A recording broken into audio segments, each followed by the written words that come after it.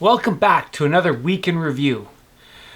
This week I'm going to start off the video by talking about bikes again. This week was a busy week. From gym stuff to running to mountain biking to road biking. It's like summer here in Alberta, 28, 30 degrees Celsius, just been amazing. Stay tuned for a quick recap of my weekly of what I did this week. Now, oftentimes you're just gonna go into a store and buy a bike and ride the bike and then be satisfied with the bike. In this video, we will talk about sizing your body to the correct saddle. Like I said earlier, you can buy a bike and ride the bike and be happy with it. However, everyone has different proportions. Your arms might be longer or shorter than someone else. Your height of your torso might be longer or shorter than someone else. So as you're reaching the handlebar, your legs definitely are longer or shorter than someone else. So then combine all that stuff and even just the purpose of what you're doing. Are you a competitive cyclist? Are you riding fast? Are you just casual? Are you just like want to go on toodles? It does matter. If you want to think about it, yes, it does matter what kind of seat/saddle you have on your bike. Now, you're not gonna go one day to the garage and say, "Oh, I'm gonna go, like sprint this hill, so let's switch seats." So it's just a good idea to be aware that you should size a seat to your proportions, and of course bike sizing, which is, we're not going to really talk about bike sizing, but we will talk about getting the proper seat for general riding on your bike. Now, first step, did you know that was even a thing? Okay, saddles are meant for kind of a certain size of body. Okay, so there are men's saddles and there are ladies' saddles. There are longer saddles and there are shorter saddles. There are flat saddles, there are curved saddles. They're even like curved like this way as well. And they also have specific cushioning in the saddle.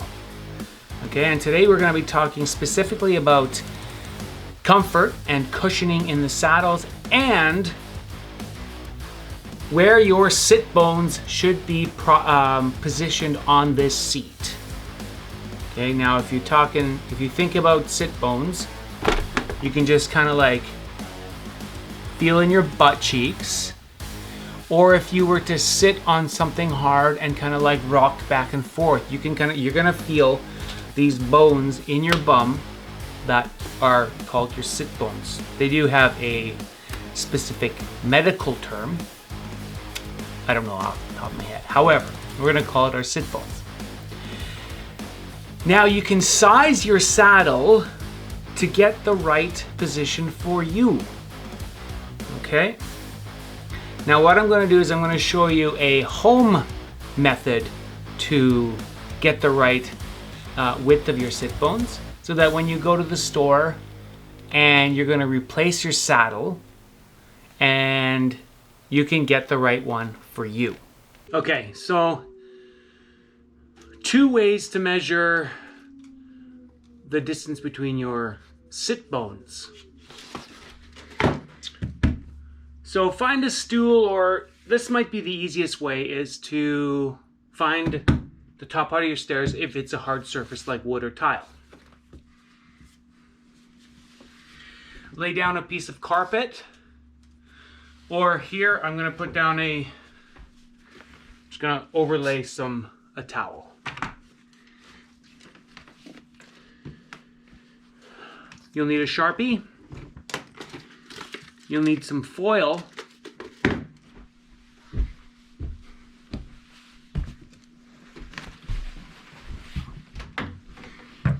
Or you'll need some paper towel and a water spray bottle. Oh, and a piece of paper.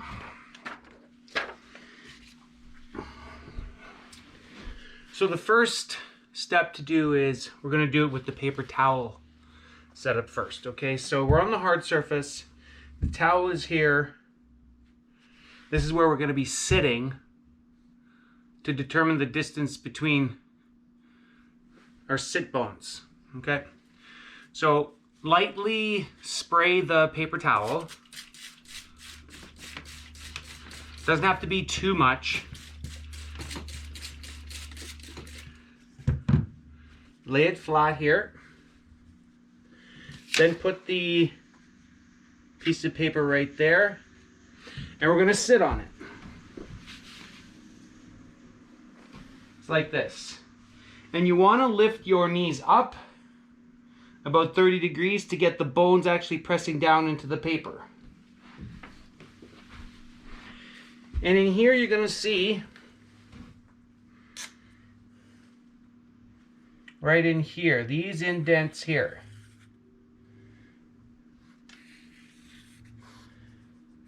These dents in here. Now you're going to push, you're going to put a dot in the center. And now we want to measure this distance. Oh, one more thing you'll need. A ruler or a tape.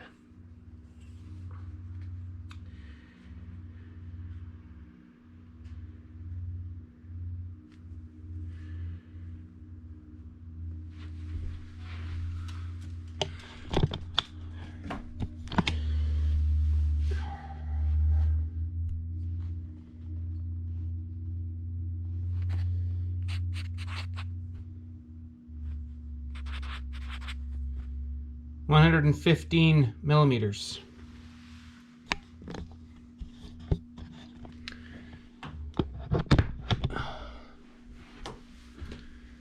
Okay.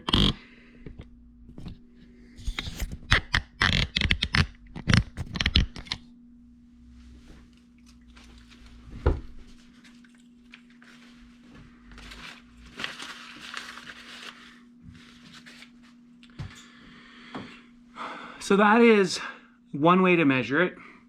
A second way to measure it is with the foil. Okay, so you keep the towel down. Now the foil method,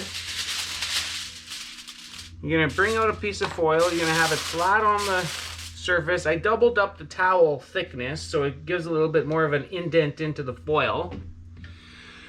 And you're gonna do the same thing as you did with the paper towel. You're gonna sit down.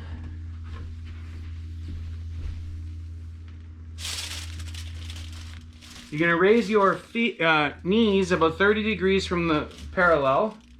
You're going to feel your bones press into the ground or into the towel, hopefully denting the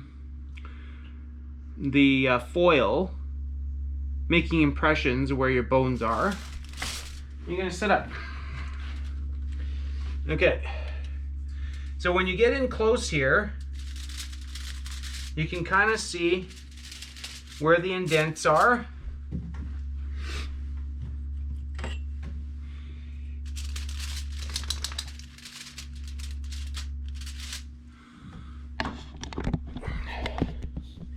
And then you're going to put a point in the center, and then you're going to measure. Oh, this is a bit wider than... oh wait, is it here? Oh, here we go, it's here. That's more like it here. Okay, this one shows about 120. Okay, 120. So the paper towel method was 115. The foil was 120. That's millimeters.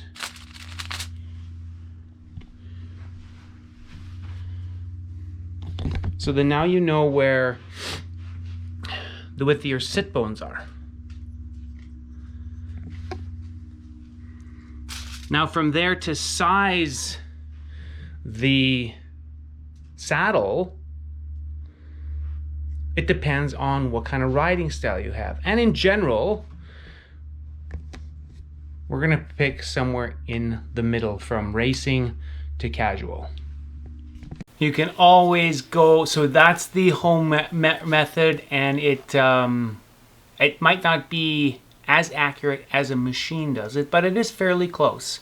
And there is some leeway as far as like how far out your positions of your bones sit, you know, within 10-15 millimeters on each side.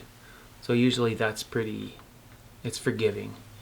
So you can also go to a bike store and you can get your sit bones measured. And in a device like this, you're going to sit on a chair. It's going to kind of feel the weight distribution and the pressure of your sit bones on the sensors, and then it'll pop out a number, and then you can try that. Let's talk running. So this week we did our regular track day on Thursday. Super sunny, a little bit breezy. One way is with the wind, the other way is without the wind. Not many people on the track. This time of the year, it's really, really nice. You can just pick a lane and go. And what's the beauty of it is, no matter who's faster or who's slower, you can just look across the field and your workout buddies are right there. So it is a very good way to train, not really worrying about how fast or how slow you go. Just get the work done. So that was on the track. We also hit the, I'm gonna say kind of half trail. It was more of a, it was a longer run. It was a longer run with some road, sidewalk, double track, just a super fun day. And I was actually thinking about this the other day. It's April now. So I started doing some consistent running in June of 2020, June of 2020. And that was meaning consistently 3 times a week running for almost 3 years. When we started, it was a slog, and now I really enjoy it. One of it is because my body is handling the load. We can go kind of faster, we can go slower, we can go longer. Up hills, downstairs, all that kind of stuff. My body's handling it nicely. Ankles, feet, knees, lower back, just incredible. I'm still sticking with several times a week doing specific leg training as far as like focused on knee health. So the surrounding tissues of my knees I still work on. Same with my hips. I'm keeping those guys strengthened and stretched. And the main muscle group for me for running is my calves. They're taking just a ton of load, but these runs, as they get longer and the more I do them, they feel great. So I'm going to keep that up. I also went golfing.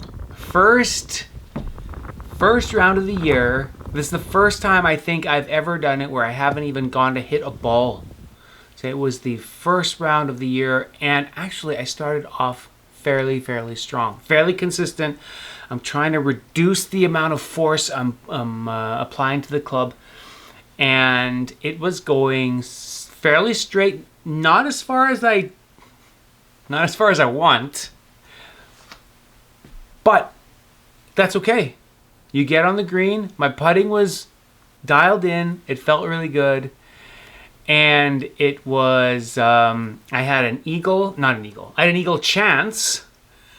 Here's my eagle chance putt. I missed it, but I got the bird. I had like a string of like 6 or 7 pars in a row. And then when you lose focus, you know, if you golf, it can just go downhill so quick. One ball goes astray, one goes in the water, and it's a 2 or 3 stroke loss. And bam, 3 or 4 holes in a row, and that part of the round is done. So golf started. Beautiful. And let's finish off this video not with any pickleball, although I'm going to update you guys in my pickleball outdoor play next week. I have some scheduled this week to go outdoors, so fingers crossed the weather holds up and I get a chance to play. Here is me doing some snatches.